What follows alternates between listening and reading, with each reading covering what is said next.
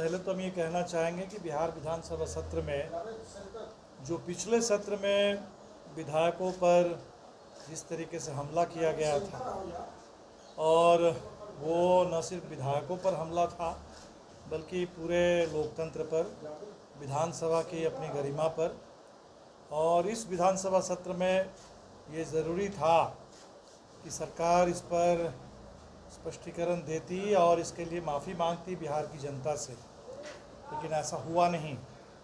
फिर भी बिहार की परिस्थिति को देखते हुए हमने ये सोचा कि कम से कम विधानसभा सत्र चले और ज़रूरी मुद्दों पर बातचीत हो। तो एक तो ये एक बिहार के विधानसभा के इतिहास में एक काला अध्याय ये शामिल हो गया, जिसमें भविष्य में ज़रूर जवाब देना पड़ेगा इस सरकार को। दिल्ली में जो सत्र चल रहा है उसमें तो सबसे बड़ी बात हमने देखा कि एक तो किसान जो बॉर्डर पर आंदोलन कर रहे थे, इस बार वो किसान आंदोलन बिल्कुल संसद के करीब आ पहुंचा, और जो समानांतर संसद का संचालन किया किसानों ने वो ज़बरदस्त था।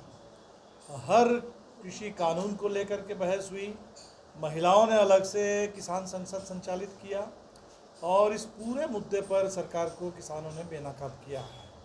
तो हमें लगता है कि उससे तो बिल्कुल ये बात गई है कि कृषि कानूनों को, जो पूरी तरह से कृषि विरोधी है, किसान विरोधी है और कंपनी परस्त है, जितनी जल्दी हो सरकार इन कानूनों को वापस करे। जब किसानों की संसद चल रही थी, हमने देखा कि वहीं बगल में पार्लियामेंट स्ट्रीट थाने से बिल्कुल नज़दीक एक जमावड़ा होता है, और वहाँ बाकायदा मुस्लिम निधन का एक आह्वान किया जाता है, एक जेनोसाइड का कॉल दिया जाता है, खुलेआम फ़ोन नंबर के साथ बांटते हुए, पर्चा बांटते हुए। और दिल्ली पुलिस जो अमित शाह के मंत्रालय के अधीन है, दिल्ली पुलिस जो दिल्ली में इस समय कोरोना काल में किसी तरह का कोई लोकतांत्रिक प्रतिवाद होने नहीं दे रही है, वहाँ खुलेआम पूरी छूट थी इस पूरे लोगों को उकसाने के लिए और एक जेनोसाइड का कॉल करने के लिए। और अभी भी कुछ कार्रवाई हुई तो वो लोगों को जमानत पर छोड़ा जा रहा है। तो हमें लगता है कि ये बहुत ख़तरनाक काम हुआ, और शायद यूपी चुनाव के मद्देनज़र और किसानों की बढ़ती हुई एकता, इसको तोड़ने के लिए भारतीय जनता पार्टी, आरएसएस ने ये समायोजन करेंगे, समय समय पर इसमें बदलाव करेंगे। लेकिन जिस तरह से सरकारी नौकरी घट रही है देश में और बेरोज़गारी फैल रही है, तो आरक्षण अपने आप में एक तरह से बेईमानी हो रहा है कि अगर प्राइवेट सेक्टर में आरक्षण नहीं है तो हमें लगता है कि ये दो बातें बिल्कुल, ये जो ओबीसी आरक्षण की घोषणा हुई है राज्य स्तर पर अधिकार के बारे में, इसके साथ ही साथ जातिवार जनगणना और प्राइवेट सेक्टर में आरक्षण लागू करने की घोषणा बिल्कुल होनी चाहिए, नहीं तो ये अपने आप में बिल्कुल अधूरा है। तो इस सवाल पर हम लोगों की स्पष्ट डिमांड है, और हम हमारे सारे छात्र नौजवान संगठन से लेके पार्टी और पूरा महागठबंधन हम इसको उठाएंगे। महागठबंधन की ओर से जो एक आवेदन दिया गया, उसमें कुछ लोगों ने हमारा ये ध्यान आकर्षण किया कि उसमें हिंदुओं के अंदर पिछड़े वर्ग की बात है। ऐसी कोई बात नहीं है, ये व्यापक पिछड़े वर्ग की बात है, और इसके अंदर कोई हिंदू मुस्लिम की बात इसमें नहीं उठनी चाहिए। ये व्यापक जातिवार जनगणना हो, ताकि आरक्षण के मामले में एक और ज़्यादा रैशनल एक फार्मूला बन सके। कोविड को लेकर के कल हम लोग करने जा रहे हैं बिहार में, तो एक स्वस्थ बिहार हमारा अधिकार, इस नाम से एक आंदोलन की शुरुआत की गई। इसके साथ 2-3 मुद्दे हम देख रहे हैं कि बहुत इस समय प्रासंगिक सवाल है। नंबर 1, जो बिहार सरकार ने कहा था कि हम मुआवजा देंगे कोविड योद्धाओं को भी और कोविड में मारे गए आम लोगों को, लेकिन कोविड की मौत के आंकड़ों को लेकर के सरकार जो खेल खेल रही है, उसमें हम देख रहे हैं कि पूरे आंकड़े छुपाने की कोशिश है, और बहुत बड़े पैमाने पर, जिसमें ज़मीन आसमान का अंतर है, कोई 2-4% का नहीं।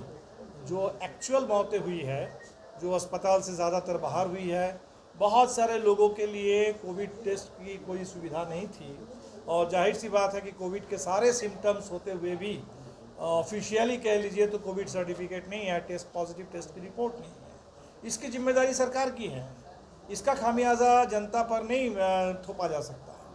और इसीलिए हम लोग तो इस पर लड़ेंगे कि बिहार में कोविड की सिम्टम लिए हुए जितनी मौतें हुई हैं उन तमाम मौत के लिए सरकार पहली बात तो आंकड़ों जो है उसको साफ करें।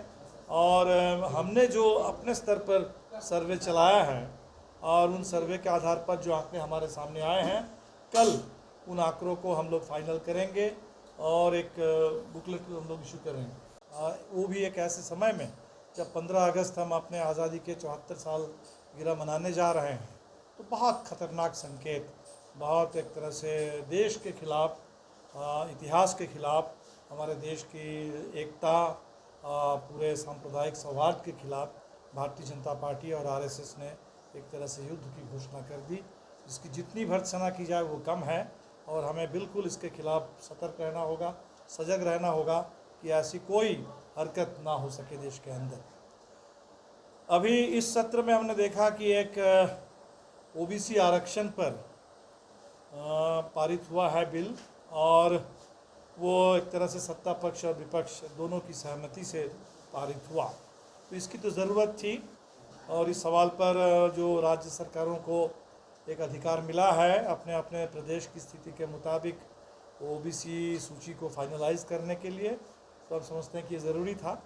लेकिन ये अपने आप में बिल्कुल पर्याप्त नहीं है। एक तो बड़ा सवाल जो पिछले कुछ दिनों से लगातार उठ रहा है वो है कि अगर आरक्षण को सुचारू रूप से लागू करना है और तर्कसम्मत तरीके से उसको लागू करना है, उसके फॉर्मूले बनाने हैं, तो ज़रूरी है देश में जातिवार जनगणना, जो 1931 के बाद हुआ नहीं। और मंडल कमीशन की जो भी सिफारिश थी वो 1931 के कास्ट सेंसस के जो आंकड़े थे उसी के आधार पर एक्सट्रापोलेट करके मंडल कमीशन ने बनाया था। तो उसको अपडेट करने के लिए अपडेटेड आंकड़े चाहिए, और इससे सरकार लगातार भाग रही है। जो 2011 में सेंसस हुआ उसमें क्या आंकड़े आए हमें आज तक नहीं मालूम। तो अगर आप आरक्षण को अपडेट करना चाहते हैं तो इसके लिए बिल्कुल ज़रूरी है कि एक आंकड़े हमारे पास अपडेटेड हो और इसमें जातिवार जनगणना हो। सेकंड जो पॉइंट इसी के साथ बिल्कुल जुड़ा हुआ है कि आप आरक्षण की सूची को लेके बात कर रहे हैं कि कहीं शराबबंदी के नाम पर, कहीं किसी बहाने बना करके, हमें लगता है कि इसके खिलाफ भी लोकतंत्र की लड़ाई तेज़ करना बहुत ज़रूरी है। तो बिहार इस पूरे लोकतंत्र की लड़ाई में एक मजबूत गढ़ के रूप में रहेगा। 15 अगस्त हमारी आज़ादी के 74 साल पूरे हो रहे हैं, और आज हम ऐसे खतरनाक मोड़ पर है जहां आज़ादी के सभी मूल, सभी सपने एक तरह से उसके ऊपर हमले हो रहे हैं। और लग रहा है जो सरकार आज है देश में है वो कोई चुनी हुई हिंदुस्तान के नागरिकों की सरकार नहीं है। वो लग रहा है कि जो अंग्रेज़ों का राज था एक तरह से उसी का विस्तार है, उसी का एक्सटेंशन चल रहा है हिंदुस्तान के अंदर।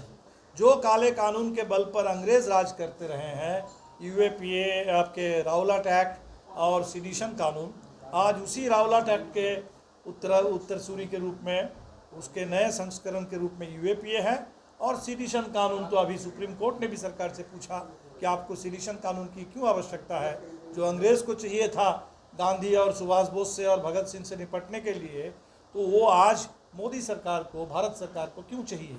सरकार ने कोई जवाब नहीं दिया। तो एक तो ये सारे काले कानून है जो हमें बता रहा है कि अंग्रेज़ों के तर्ज पर शासन चल रहा है। इसके साथ साथ ऊपर से पेगासस का हमला है, इजराइल से जो दोस्ती है वो बात हमें अभी समझ में आने लगी है। ये दोस्ती यूँ ही नहीं है, दोस्ती के ज़रिए इजराइल से ये तकनीक हासिल किया गया और जिसका बिल्कुल नाजायज़ इस्तेमाल हिंदुस्तान के नागरिकों की आज़ादी पर हमले बोलने के लिए किया जा रहा है।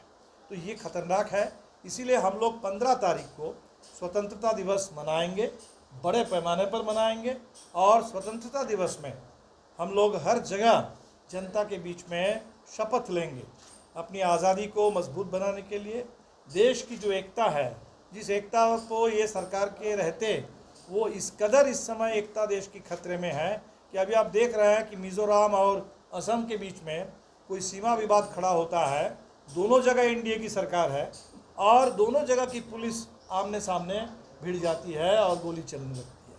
तो देश की एकता के सामने सबसे ज़्यादा राष्ट्रीय एकता की बात करने वाले ये जिस तरह से देश की एकता को आज हमारे बाधित कर रहे हैं, नुकसान पहुंचा रहे हैं, इतना पहले कभी नहीं हुआ था।